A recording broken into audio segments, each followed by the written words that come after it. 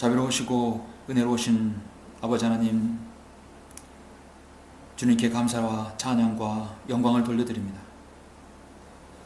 어제는 하나님께서 말씀으로 저희들을 잘 자상하게 인도해 주시고 먹여주시고 또 육신의 모든 피로까지 하나님께서 잘 채워주심을 감사합니다. 오후에 저희들 다시 모였습니다. 우리가 이제 요한계시록 이제 12장까지 마치고 오늘 13장을 들어갑니다. 대환란의 끔찍한 참혹한 상황들, 아버지 하나님 이 땅에서 구원받지 못하면 그들은 모두 대환란에 넘겨지게 됩니다. 우리 이 땅에서 하나님 은혜의 복음을 듣고 구원받아서 교회 안에 들어오고 하나님께 세우신 교회 안에서 주님을 섬길 수 있는 것, 얼마나 우리에게 가진 특권이고 얼마나 감사한 것입니까? 이제 우리가 이 형성된 진리의 말씀을 알기 원합니다. 이 진리의 말씀을 잘 분별하여 마음판에 새기고 또 이 진리를 모르는 많은 사람들에게 우리 자신이 진리의 전달자가 될 수 있도록 주님께서 인도하여 주시옵소서.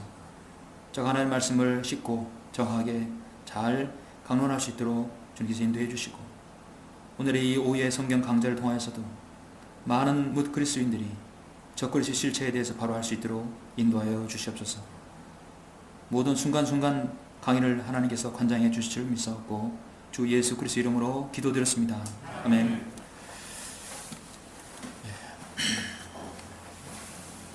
오늘 25강입니다. 25강, 적그리스도가 오고 있다.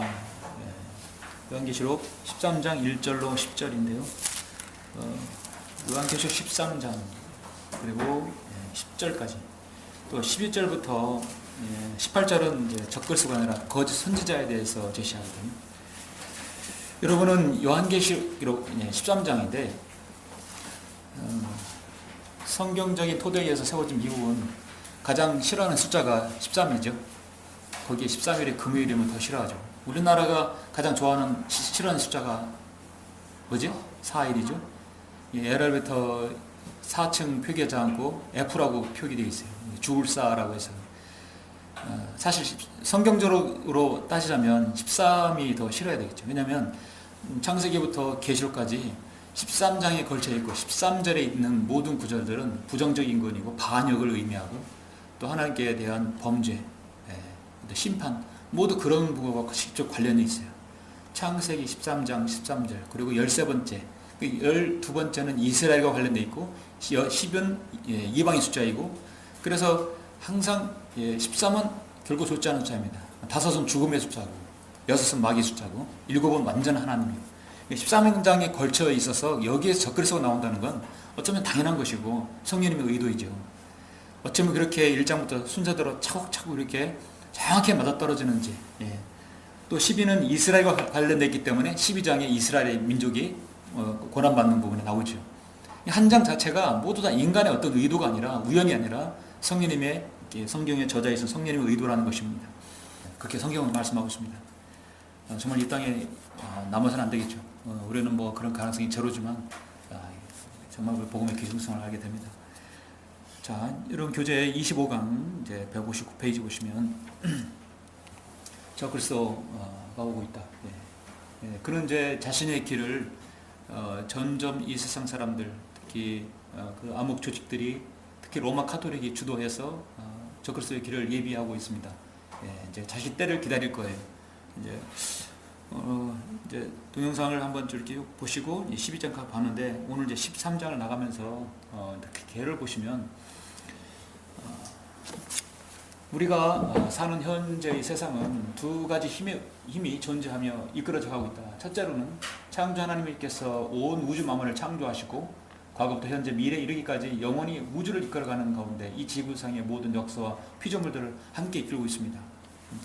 그런 반면에 한편으로는 이 지구상에는 창조주신 하나님께 대항하여 도전하는 사탄과 그의 세력들이 죄인인 인간들을 관장해서 하나님을 대적하고 있습니다. 우주 만물을 창조하신 하나님께서는 인간을 창조하시고 인간에게 만물을 지배하고 명령하셨으며 인간을 통하여 하나님의 자신의 영광 받으시길 원하시지만 사탄은 인간에게 주어진 그 원한을 빼앗고 인간을 통하여 하나님의 계획에 적극 도전하여 과거에서부터 현재 앞으로 다가올 세상 끝까지 하나님의 도전은 계속될 것이다. 그래서 하나님의 도전은 가장 정점에 이르는 것이 지금 우리가 보는 요한계시록 13장입니다. 자신의 때가 온 거죠. 메뚜기도 한철이라고 7년 대환란 중에 3년 반이 자신의 때가 온 겁니다. 그리고 우리는 지금까지 요한계시록 12장까지 공부하였습니다. 이제 대환란 후반부에 접어듭니다. 그렇게 세상을 관장하였던 사탄이 자신의 모습을 보이고 있습니다. 마지막 시대에는 사탄도 자신의 때가 얼마 남지 않았다는 것을 알기 때문에 전 지구상의 모든 이들을 하나로 규합시키기 위한 계획들을 세워놓고 있습니다. 우리가 알지 못하는 많은 일들이 지금 암암리의 지구상에서 암흑 속에서 어둠 속에서 그늘 속에서 이루어지고 있을 겁니다. 그 일이 표면상에 드러나겠지요. 교시대의 끝자락에 살고 있는 성경을 믿는 그리스도인은 이에 대한 사탄의 실체와 적그리스도의 계략을 알아야 합니다. 우리는 12장을 통해서 사탄의 실체를 대해서 우리가 자세히 보았습니다. 근데 사탄이 용으로 이렇게 보이진 않아요. 분명히 하늘에서 이 땅에 미카엘과의 전쟁에서 떨어졌어요. 떨어지면 자신의 모습을 보여야 될 거 아닙니까? 그래서 13장에서 바다에서 올라온다고 했죠. 실제적으로는 끝없이 깊은 구렁에서 올라오는 것입니다. 그래서 사탄은 자신의 모습을 적그리스도의 모습으로 보이는 거죠. 그게 저는 이제 오늘 13장 1절부터 10절까지가 적그리스도에 대해서인데 이거를 1절부터 5절, 그 다음에 6절부터 10절 이렇게 잘랐습니다. 1절부터 5절까지, 4절까지는 적그리스도는 누구인가, 그의 실체에 대해서 제시하고 5절부터 10절은 그가 어떤 활동을 하는가, 그 활동에 대해서 두 부분으로 나누었습니다. 이해가 쉽게 나눴는데요. 첫 번째는 적그리스도는 사탄의 화신이다. 크게 두 번째로. 첫 번째는 사탄의 화신이다. 우리 다 같이 1절부터 2절 보시죠. 내가 바닷가 모래 위에 서서 보니 한 짐승이, 그래서 여기서 짐승, 이 비스트, 짐승은 바로 적그리스도입니다. 바다에서 올라오는데 7머리와 10뿔을 가졌더라. 머리와 7이고 10뿔이다. 그 뿔에는 10개의 왕관이 있고 그 머리들에는 하나님을 모독하는 이름이 있더라. 바다에서 올라오는데 이 머리들의 하나님을 모독하는 이름, 이거는 예수 그리스도의 대적이 되는 적그리스도죠, 당연히. 또 내가 본 그 짐승은 표범과 같고 발은 곰의 발 같고 입은 사자의 입 같은데 용이 자기의 능력과 자리와 큰 권세를 누구에게? 그 짐승에게 주더라. 주는 것이죠. 자, 1절 2절에서 보면 짐승은 1차적으로 항상 왕을 상징합니다. 학자들은 이 짐승이 정말 이 어떤 동물 짐승으로 표현하는데, 제한하는데, 그렇게 되면 그것을 로마 제국으로 제한할 수도 있습니다. 짐승은 일단 예수 하나님을 대적하는, 하나님 이름을 모독하는 그 이름입니다. 적그리스도밖에 없죠. 요한일서에서도 적그리스도라고 제시하고 있는데, 적그리스도라는 말을 성경에 기록한 유일한 기록자가 바로 사도 요한이에요. 요한 1서에서도 그렇고 요한 계시록에서도 그렇습니다. 다니엘 7장에서 처음 묘사된 새 짐승, 여러분 이제 요 부분은 다니엘 7장에서도 또 우리가 한번 살펴본 적이 있죠. 여기서 이제 나오는 보면은 이제 바다에서 올라온다고도 분명히 나와 있습니다. 자, 리비아단 첫째 아내가 둘째 아내 셋째 아내 사이에 엄청난 기품이 있다고 말씀하고 있어요. 그 기품, 물, 대서양, 인도양, 태평양에 30억 배 많은 그 물층에 거닐고 있는 리비아단, 물에서 올라온다는 것이죠. 근데 우리가 이제 13장부터 17장까지 이렇게 보시면 짐승이라는 숫자가, 짐승이라는 그 말씀이 엄청나게 나와요. 교재에서 보다시피 13장 1절, 2절, 3절, 4절 매 절마다 또 13장, 또 14장, 15장, 16, 17절 상당히 많은 부분에서 짐승에 대해 제시하고 있다. 결국은 이 13장부터 17장까지는 적그리스도 뿐만 아니라 거짓 선지자의 활동에 대해서 제시하고 있어요. 여러분 12장 1절에서 2절 보시면 3절에 보면 이 사탄 용의 모습과 13장 1절에서 바로 적그리스도의 모습은 약간 다릅니다.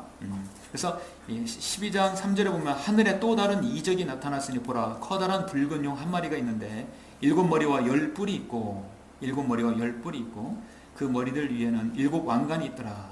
그런데 여기에는 적그리스도의 모습은 7머리와 10뿔이 있는데 그 10뿔들에는 10개의 왕관이 있다고 말씀하고 있어요. 그리고 그 머리들은 하나님이 모독하는 이름이 나와 있다 말씀하고 있습니다. 이처럼 계시록 12장 13장 1, 2절과 12장과는 짐승은 같진 않지만 그들은 연관이 있습니다.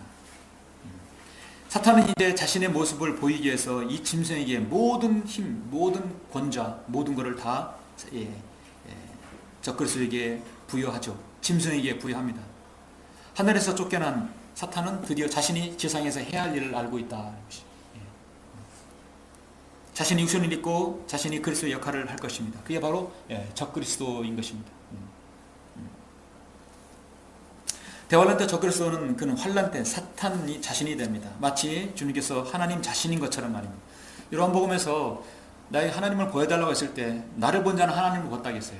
그럼 대환란 때 적그리스도를 본 사람은 적그리스도를 본 그들은 바로 사탄을 보는 것이죠. 아바타라는 말 아시죠? 아바타. 영화 아바타도 있듯이 아바타는 그 실체를 드러나는 겁니다. 사탄의 아바타는 적그리스도예요. 사탄은 직접 사람으로 육화하는데 주 예수 그리스도가 거룩한 삼위일체의 화신이었듯이 이 자도 불경한 삼위일체가 됩니다. 그래서 16장 13절 한번 쭉 건너뛰어서 보시면 사탄의 삼위일체가 나오죠. 내가 보니 개구리 같은 더러운 새 영이 있어요. 용의 입, 용, 짐승의 입, 짐승, 거짓 선자의 입, 삼위일체 분명히 나왔죠.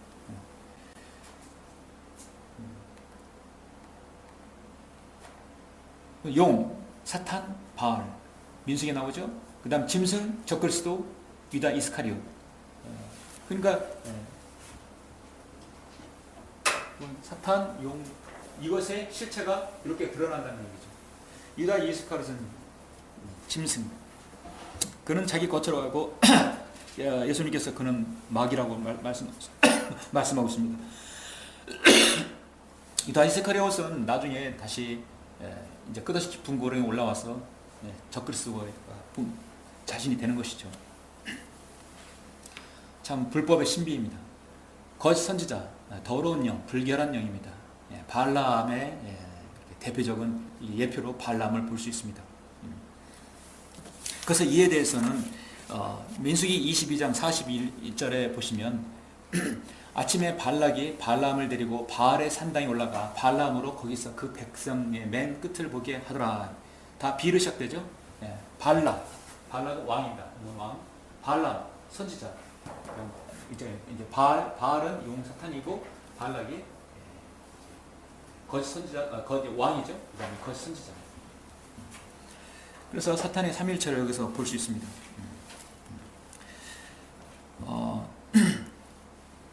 우리가 이제 2절을 봤듯이 또 내가 본 짐승은 표범과 같고 발은 곰의 발 같고 그다음 입은 사탄의 사자의 입 같은데 용이 자기의 능력과 자리와 그 큰 권세를 그 짐승에게 주더라. 이 짐승이나 괴물 일명 짐승이란 히브리 낱말은 복수로 비못입니다. 짐승의 히브리어로 복수로 비못. 짐승과 비못 정말 연관성이 있죠. 비못, 리비아단, 용은 신약에서 짐승으로 나타난다. 그 짐승은 바로 적그리스도라는 얘기입니다. 정말 성경 유형의 위대한 진리를 배울 수 있습니다. 예수 그리스도는 이 땅에 오셨을 때 세상의 죄를 제거하는 하나님의 어린 양이라 하셨어요. 그분은 출애굽기 12장의 6월절 어린 양으로 이사야 53장에 죽임당하신 어린 양으로 예표됩니다. 그래서 하나님께서 기름 부으신 하나님의 그리스도인 주 예수 그리스도는 흰 동물 가운데 주님은 한 개의 점도 흠도 없는 분이십니다. 그러나 하나님께서 적그리스도를 나타내실 때는 선택한 짐승은 온몸에 점이 흠이 있는 것이죠. 그래서 이 표범은 이제 적그리스도 그는 혼혈인인데 표범은 아시아인처럼 황색이고 배는 유럽인처럼 희며 온몸이 아프리카인을 상징한다. 여러분 표범을 보면 황색도 비우고 배는 희고 또 온몸에 점으로 뒤덮여 있어서 유럽과 아시아인과 함족, 아프리카인을 모두 다 겸하고 있는 것입니다. 이 짐승은 새 인종을 대표하는 바로 혼혈 인간입니다. 그래서 그는 혼혈인 로마 카톨릭의 시리아계 유대인이다. 유대인일 것이다. 최근에 어떤 이렇게 사이트를 보면 지금 미국 대통령 트럼프 대통령의 딸이 이방카 고문이 우리나라에 왔다고 하죠. 폐막식 하는데 왔다고 하는데 그 이방카의 남편이 큐셔너 아닙니까? 유대인이잖아요. 그래서 어떤 사람들은 뭐 그렇게 유튜브에 올려놨어요. 큐셔너가 앞으로 적그리스도가 될 거라고 되는데 일단 여기에 비우면 맞질 않죠. 혼혈 유태계 혼혈입니다. 예. 또 시리아계 유대인이다. 그리고 나이는 모르겠지만 나이는 33살 반의 모습을 가지고 있을 것입니다. 그는 이방 교회를 지배하는 함족 유대인이다. 그는 하나의 세계, 연합, 상호간의 관계, 통합, 종합의 완벽한 대표자로서 우주적인 호소를 통해서 세상의 모든 권세를 손아귀에 넣을 것이다. 흑인들은 그가 검은 점들이 있어서 그를 지지할 수 있고, 백인들은 그가 희기 때문에 그를 지지하며, 아시아인들은 그가 아시아의 동물로 항생을 띠기 때문에 모두 따를 수 있을 것이다. 이 세상의 모든 사람을 만족할 수 있다는 것이죠. 종합적으로 정리를 하자면 적그리스도는 그리스도는 위에서 보내심을 받은 분이시지만 적그리스도는 바다에서 끝없이 깊은 구렁에서 올라오는 것이죠.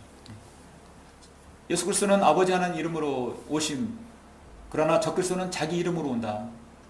예수 그리스도는 자신을 낮추셨지만 적그리스도는 자신을 높일 것이다. 항상 모방입니다. 그리스도는 멸시를 받으셨지만 적그리스도는 칭송을 받을 것이다. 그리스도는 아버지의 뜻을 행하기 위해 오셨지만 적그리스도는 자신의 뜻을 행할 것이다. 자신 뜻대로. 그리스도는 인류를 구원하시려고 오셨지만 적그리스도는 멸망시키고 파괴시키러 왔다. 그리스도는 선한 목자이지만 적그리스도는 우상 목자예요. 그리스도는 진리시지만 적그리스도는 거짓 자체이다. 그리스도는 거룩한 분이지만 적그리스도는 불법자이다. 그리스도는 슬픔의 사람이지만 적그리스도는 죄의 사람이다. 그리스도는 하나님의 아들이시지만 적그리스도는 멸망의 아들이다. 그리스도는 경건의 신비로서 육체로 나타나신 하나님이시지만 적그리스도는 불법의 신비로서 육체로 나타난 사탄의 화신이다. 이것처럼 요한 계시록에서 적그리스도의 실체에 대해서 자세히 이렇게 나타나는 부분은 없어요. 정말 정확하죠. 예수 그리스도와 대적이 되는 것입니다. 적그리스도가 그럼 누구인가? 두 번째로는 적그리스도는 용에게로부터 권세를 받은 인물입니다. 먼저 나중에 나오는데, 자 3절 4절 우리 다 같이 보시죠. 3절 4절 보시면, 다시 보면 3절 4절 보시면, 또 내가 보니 그의 머리들 가운데 하나가 상처를 있게 입어 죽게 된 것 같았으나 그의 치명적인 상처가 나으니 온 세상이 기이 여겨 그 짐승을 따르더라. 치명적인 상처가 나왔는데 그것이 나았다. 사람들이 너무 아주 기이 여겨서 그 짐승을 따르더라. 초자연적인 어떤 그 치료가 됐겠죠. 자, 사람들이 그 짐승에게 권세를 준 용에게 경배하고 또 그 짐승에게도 경배하며 말하기를 누가 그 짐승과 같으며 누가 감히 그와 더불어 싸울 수 있으리요 하더라. 그 짐승이 큰 일들과 모독하는 말들을 하는 입을 받았으며 또 42달 동안 활동할 권세를 받았더라. 여러분 42달이면 42개월 3년 반이죠. 자, 한때와 두때와 반때 여전히 3년 반. 이 부분에서는 1260일 계속해서 제시하고 있어요. 여기 3절에서 보면 내가 보니 그의 머리들 가운데 하나가 상처를 입어 죽게 된 것 같다 나왔는데, 이 부분에 대해서 우리 잠시 여기는 제시하지 않았는데 여러분 스가랴 11장을 보시겠습니다. 적그리스도는 세상에 나왔을 때 이 스가랴 11장을 미루어 보면은 분명히 유대인들이죠. 제가 생각하고 있는 것은 유대인들에게 테러를 당할 것이다. 후 3년 이후에 그가 평화조약을 깨고 이제 하나님이라 군림했을 때는 치명적 상처를 한번 입을 것이다. 저는 그래서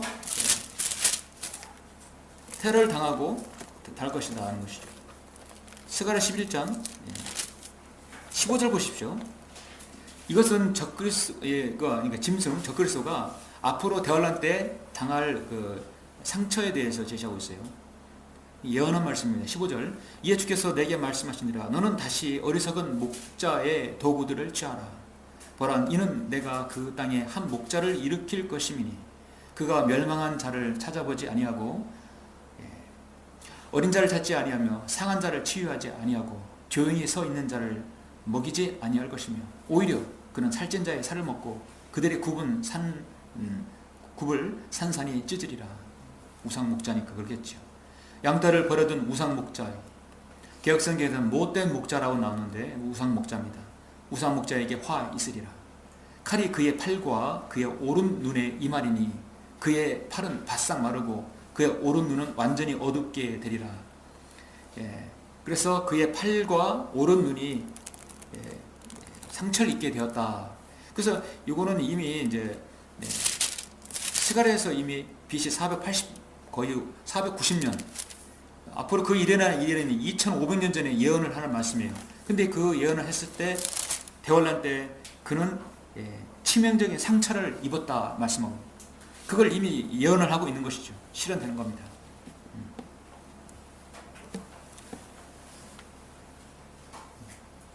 자, 이것은 니므롯, 페르시아, 사네립, 느부갓네살, 코레스, 알렉산더, 세상에 지배했던 왕들이죠. 카이사, 로마 중에 하나입니다. 이 머리 가운데 하나가 상처를 입어 죽게 되다가 그 치명적 상처가 났다. 배임을 당한 그 나라 가운데 하나가 부흥하여 권세를 잡을 것이다. 사절같이 사람들이 그 짐승의 권세를 준 용에게 경배하고 그 짐승에도 경배한다. 누가 그 짐승과 같으면 누가 감히 그와 더불어 싸울 수 있으리요. 이에 대환란 중에 자신의 모습을 드러난 사탄은 적그리스도로 나타나 무소불위의 권력을 휘두를 것이다. 여러분, 곰과 표범과 사자의 공통점은 뭐냐면 항상 생태 특성상 자신의 영역을 표시합니다. 늘 이렇게 X자로 아주 날카로운 발톱으로 X자를 표시해서 자신의 영역을 표시합니다. 자신의 표를 만든다는 얘기죠. 적그리스도 자신의 표를 만들기 위해서 666을 받으라고 하겠죠. 생태의 특성입니다. 이렇게 이제 표를 만들 때 우리가 표시할 때 X로 표시하죠. 알파벳에서 X는 6 할 때 X, 폭스, 그 다음에 오전에 말씀은 섹스 모두 다 X로 끝나요. 그래서 X로 끝나는 단어가 좋은 의미, 평범하고 부드러운 이미지가 아니라 모두 다 하나님을 대적하고 그 다음에 죄성을 드러내는 그런 의미가 대다수 용어가 있습니다. 실제적으로 사전을 찾아보시면 X로 끝나는 말이 대부분 그래요. 여기 이제 많이 제시하였는데 마찬가지입니다. 고통이라는 말도 그렇게 X로 끝나고 십자가의 클럭스, 럭스, 십자 표시도 주님을 그렇게 모방하는 것도 X로 끝납니다. 요한계시록 13장에 짐승은 7머리가 있는데 그 7머리는 역사적으로 다음과 같다고 할 수 있다. 아까 말씀드렸어요. 이제 림롯, 그다음 파라오, 사네립, 느부갓네살, 코레스, 알렉산더, 카이사 이렇게 대시되죠. 자, 그렇게 보시고 다음 보시면 자, 적그리스도는 용에로부터 권세를 받았는데 이 왕국에서 나온 열불은 장차 일어날 왕이며 이 다니엘서 7장 24절 25절 보시면 여기 같이 보시면 제가 읽을게요. 이 왕국에서 나온 열불은 장차 일어날 열 왕이며 지금 7장 24, 25절이 정확하게 이 13장과 일치가 됩니다. 자, 열 왕이며 또 하나가 그 뒤에 일어나리라. 그는 먼저 있었던 자들과는 다르며 그가 새 왕들을 복종시킬 것이라. 그가 지극히 높으신 분을 대항하여 큰 말을 하며 또 지극히 높으신 분의 성도들을 지치게 할 것이고 또 때와 법을 변경시키려고 생각할 것이라. 때와 법을 변경시킨다는 자기 멋대로 한다는 얘기죠. 하늘의 뜻이 아니라 자기 멋대로. 그들은 그의 손에 주어져 한 때와 두 때와 반 때를 지키더라. 한 때 1년, 두 때 2년, 반 때 6개월, 3년 반이지죠. 그래서 이 말씀을 13장 2절에서 좀 그대로 근거를 통해서 한번 제시해 보면, 또 내가 본 짐승은 표범과 같다. 표범은 최후의 세상.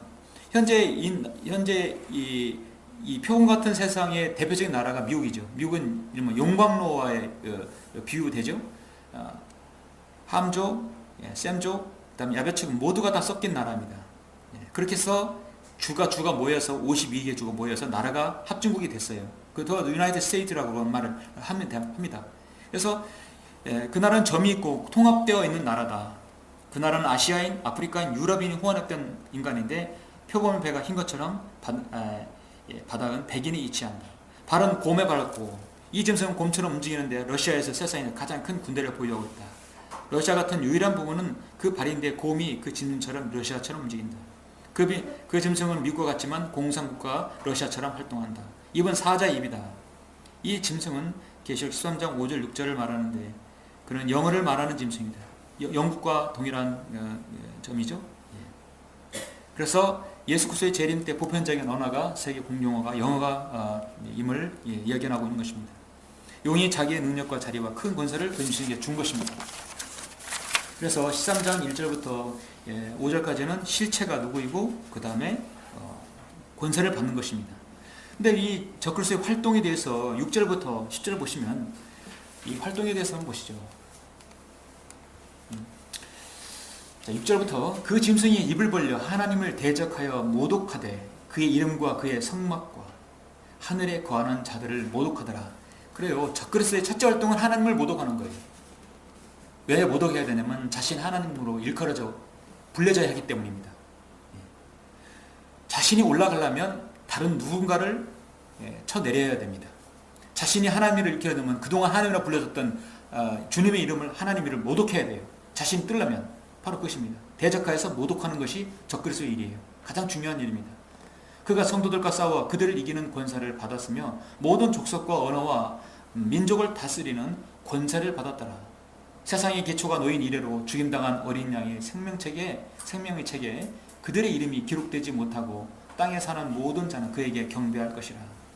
그가 하나님의 일을 모독하고 그는 그에게 사람들이 경배한다.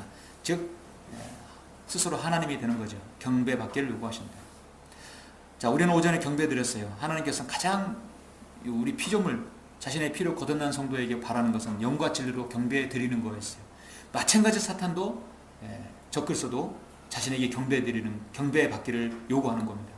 누구든지 귀 있는 자는 들을지어다. 포로로 삼는 자는 그가 포로가 될 것이요 칼로 죽이는 자는 그도 칼로 죽게 될 것이라. 여기에 성도들의 인내와 믿음이 있느니라.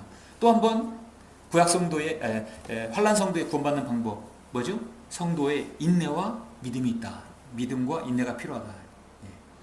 우리 다 같이 데살로니가후서 적그리스도의 이 이제 6절부터 10절에서 활동에 대해서 우리가 본다면 단연 우리가 데살로니가후서 2장을 봐야 되겠죠.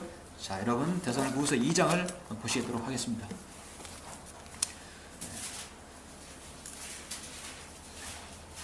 여러분 2장 3절부터 12절 보시죠. 이 부분은 바로 읽겠습니다.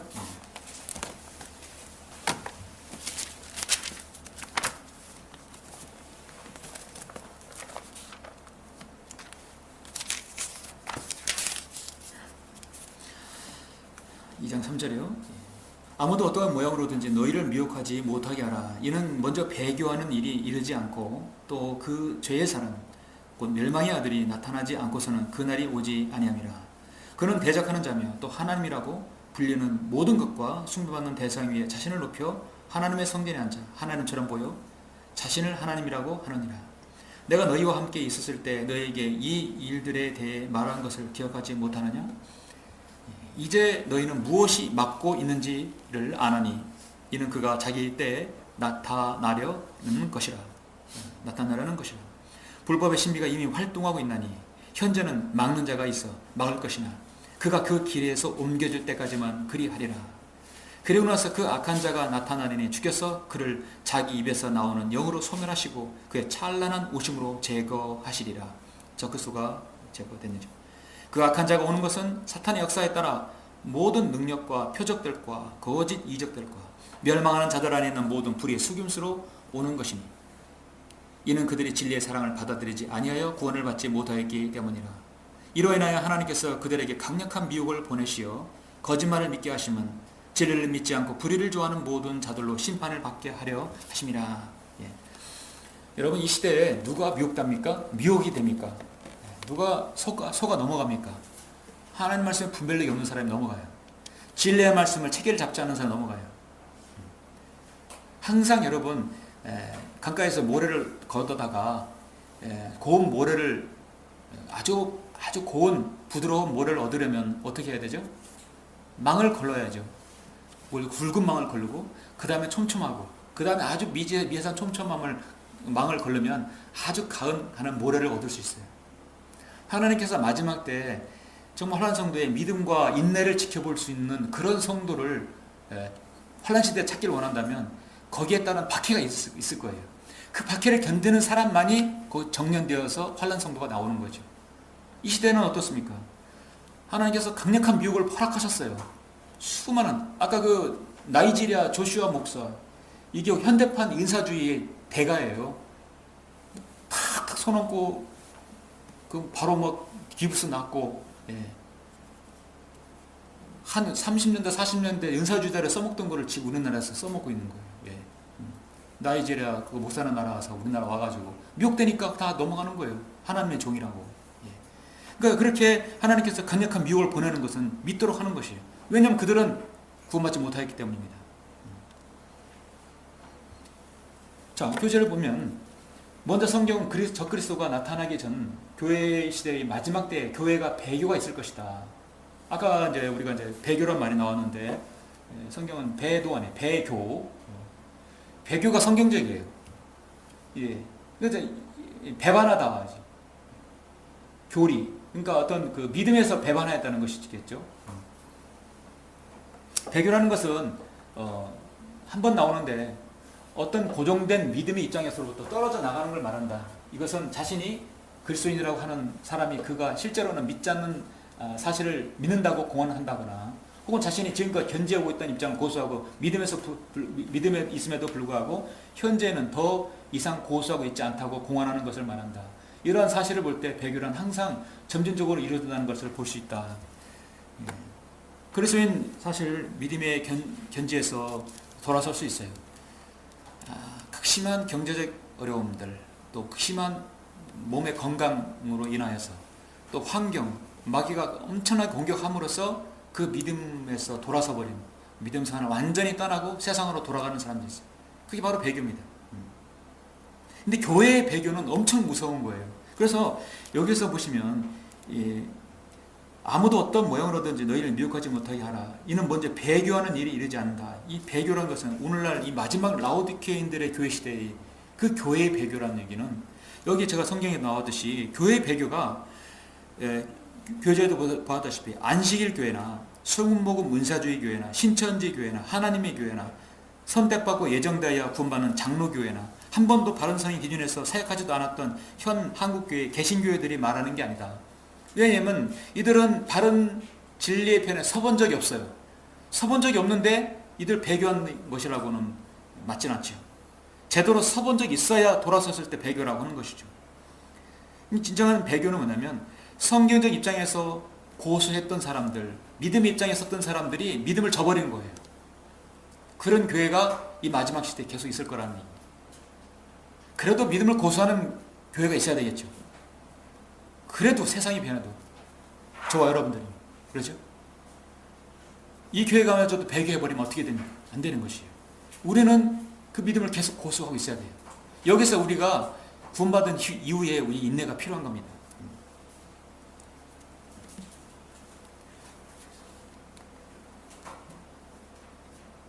자, 여기 이제 6절 7절 보니까 이제 너희는 무엇이 맡고 있는지를 아나니 그가 자기 때에 나타나려는 것이라. 자기 때 이제 그가 보면 여기 이 소문자가 있죠. 여기 만약에 이 그가 사람들이 이거를 성령님이라고 하는데 이 성령님이 아닙니다. 여러분 병이된 성경에는 이 희가 대문자로 되어 있어요. 이거 엄청난 큰 차이예요. 이게 대문자로 되어 있으면 성령님이 되고요. 소문자가니까 이게 바로 사탄이 되는 겁니다. 그래서 적그리스도가 끝없이 깊은 구렁에서 이제 바다에서 올라오는 모든 컨트롤을 누가 하냐? 사탄이 합니다. 사탄이 하늘에서 떨어지니까 야, 너 대기하고 있었지. 올라와라. 그때 자신의 몸을 입는 거예요. 오늘 사탄의 추락에 대해서 배웠어요. 그래서 때가 되면 그가 이 지상에 추락할 때 그가 자기 때 이제 올라올 때다. 이 3년 반 동안 네가 통치할 때다. 그래서 그걸 불법의 신비가 이미 활동하고 있어요. 이 지구상에 어딘가 활동하고 있습니다. 아마 여러분과 저가 우리가 사는 시대에 휴거가 일어난다면 이 지구상에 어디선가 잘 준비되고 있을 것입니다. 그래서 저는 우리 때에 올 거라 확신하기 때문에 우리 때 혹시 틀릴지도 모르죠. 저 여러분이 생을 다한 다음에 땅에 묻히고 부활 기쁨을 맛볼 수는 있을지 몰라도 우리가 기도하는 건 뭡니까? 우리가 살고 있는 때 휴거 되는 거예요. 아까처럼 쫙 올라가는 거지. 그래서 그때 되면 이 적그리스도는 이미 준비되어지고 오고 있다는 것입니다. 예. 그래서 그가 그 길에서 옮겨질 때까지만 그리하리라. 그래서 이 그런 부분에서 소문자이기 때문에 이것은 바로 성령님이 아니라 사탄입니다.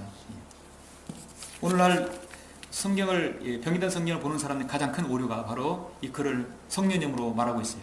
막는 자, 그는 성령님이 지체하는 것이 아니다. 이것은 사탄인 것입니다. 제시되고 있죠? 예. 그가 길에서 옮겨질 것이라는 말씀에서 그는 성령님을 지칭할 수 없는데 그 이유는 하나님의 성령께서 어디에서나 성령님이 계시기 때문에 이제 나타날 때다 그렇게 하지 않습니다. 성령님의 사역은요, 대환란 때도 지속됩니다. 왜냐하면 14만 4천 명이 이 땅에서 환란 선도가 또 휘거되기 때문에 성령님의 사역은 계속 지속되는 것이죠. 디모데전서 3장 10절에 경건의 신비가 나옵니다. 그처럼 사탄도 불법의 신비, 사탄이 육신으로 나타나는 것입니다. 성경은 유다 이스카리옷이 사탄의 육신을 입고 올 것이라고 요한복음 6장 7절에서 말씀하고 있어요. 그래서 유다 이스카리옷은 자신의 몸을 입고 올 것이다. 이미 그는 세상에 왔었어요. 그리고 이제 자신이 마지막 활동을 하기 위해서 나타날 것입니다. 자, 그래서 이제 결론을 보면 사도 바울은 이 세대를 밤이 많이 지난 것으로 부르고 있습니다. 밤이 많이 지났다고 말씀하고 있어요. 자, 로마서 13장 12절에서 밤이 많이 지났고 낯이 가까웠느니라. 그러므로 어둠의 행위를 벗어버리고 빛의 갑옷을 입자.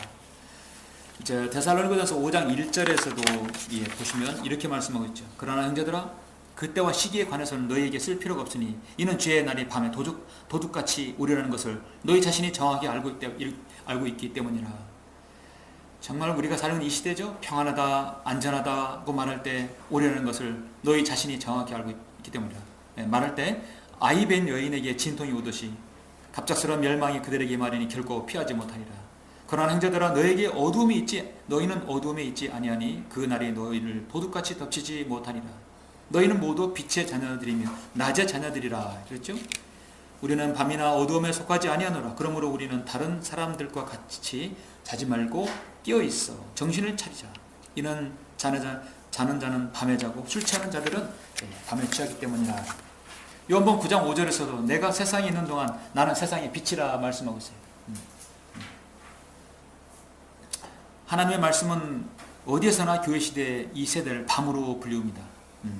여러분, 밤이 지나면 새벽이 오죠?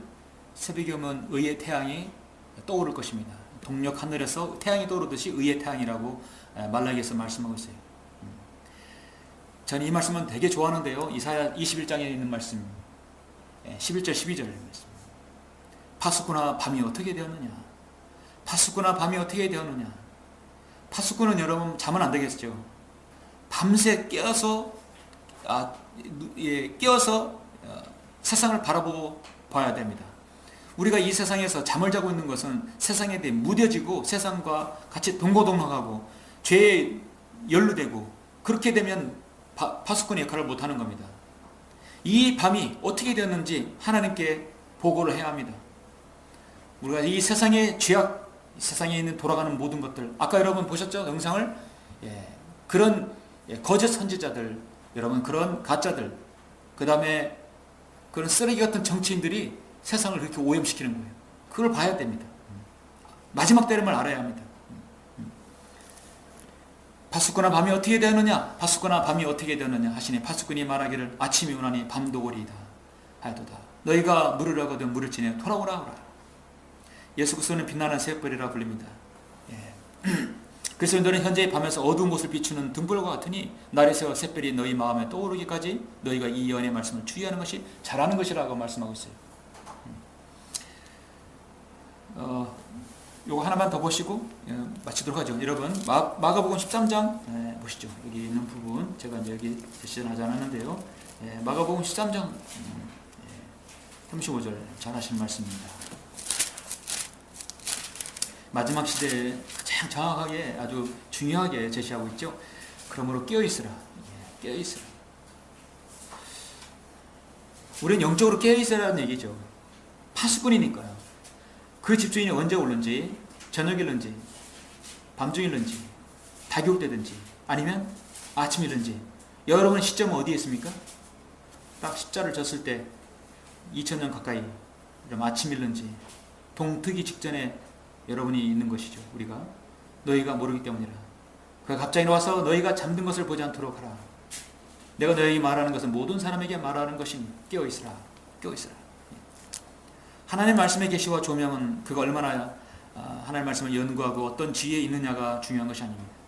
얼마나 하나님의 말씀을 우리가 여러분 사랑하고 또 순종하고 성경을 꾸준히 공부하고 묵상하는 사람에게 주어지는 것입니다. 그런 사람에게 조명이 주어지고 그런 사람들에게 파수꾼의 분별함을 알 수 있게 분별함을 주시는 것이죠. 누군가 여러분에게 예수님을 왜 믿느냐 물으면 여러분 뭐라고 대답합니까? 나를 구원하신 주님이니까 믿죠. 더 좋은 확실한 대답은 주님께서 오시기 때문입니다. 그분이 나를 위해 오시기 때문이다. 내가 믿는 이유입니다. 잠언 22장 21절에 보시면 이는 너로 하여금 진리의 말씀들의 확실함을 알게 하며 너에게 보는 사람을 보낸 그들에게 진리의 말씀들을 대답하게 하려 함이 아니냐. 아까 우리 이제 시사 시간에 교제할 때 참 좋은 교제했어요. 누군가 뭔가 물어보면 내가 답변할 수 있어요. 우리끼리는 약간 틀려도 뭐 이렇게 참 미비할 수 있고 더 공부하고 이게 늘 이렇게 자신을 이렇게 돌아볼 수 있는 계기가 됩니다. 그러나 이제 다른 데서 제시할 때는 더 많이 준비를 해야 되겠죠. 누군가 묻는다면 정확히 성경적 근거를 대고 제시해야 되겠죠. 누군가가 적그리스도가 어떤 인물이냐 묻는다면 오늘 말씀처럼 그는 예수 그리스도를 대적하고 하나님을 모독하는 이 마지막 시대 3년 반에 자신이 하나님이라고 그러지며 경배받기를 요구하는 그런 인물이라는 것을 알려야 되겠죠. 그것이 바로 적그리스도의 실체와 활동입니다.